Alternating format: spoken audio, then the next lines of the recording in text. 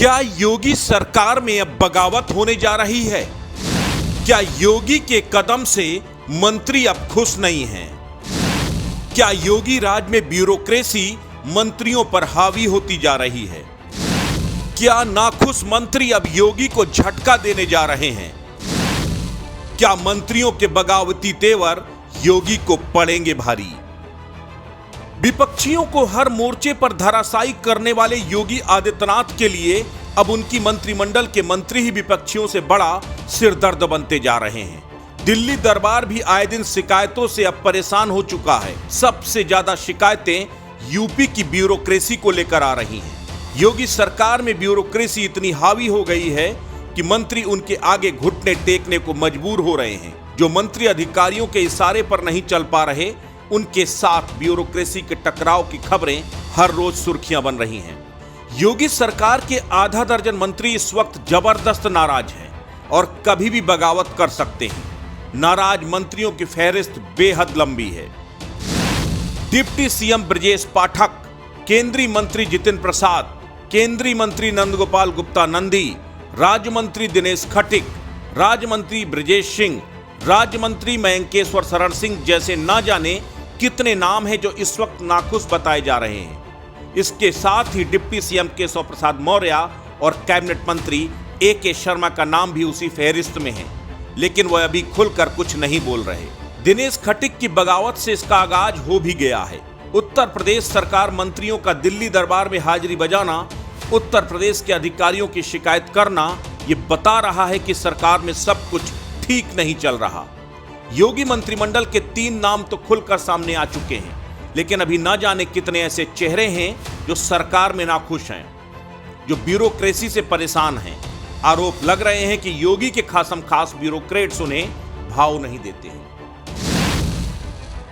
Deputy CM और स्वास्थ्य मंत्री ब्रजेश पाठक नाराज मंत्रियों के लिस्ट में पहला नाम है। यूपी की ब्यूरोक्रेसी की शिकायत दिल्ली दरबार तक कर चुके हैं। वह अपने महकमे में एसीएस अमित मोहन प्रसाद से परेशान हैं। ब्रजेश पाठक ने स्वास्थ्य महकमे में हुए तबादलों पर सवाल उठाते हुए अमित मोहन प्रसाद से जवाब भी मांगा था। अमित मोहन योगी कैंप के उन चुनिंदा अधिकारियों में से एक हैं जिन पर सीएम योगी की खास कृपा है। पिछले 2 सालों में लगातार एसीएस अमित मोहन स्वास्थ्य महकमे में काबिज हैं। तमाम आरोपों के बाद, तमाम शिकायतों के बाद भी अब तक अमित मोहन प्रसाद का कोई कुछ नहीं बिगाड़ पाया, जिसकी वजह से ब्रजेश पाठक खासे नाराज हैं।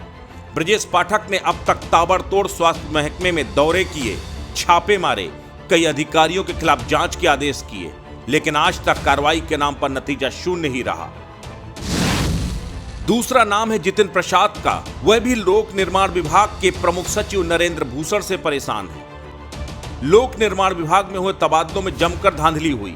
आरोप के छींटे जितिन प्रसाद के ओएसडी पर भी आए, लेकिन जितिन प्रसाद ये शिकायत लेकर दिल्ली दरबार पहुंचे कि नरेंद्र भूषण ने तबादलों में खेल किया और आरोप उनके ऊपर डालने की कोशिश की गई।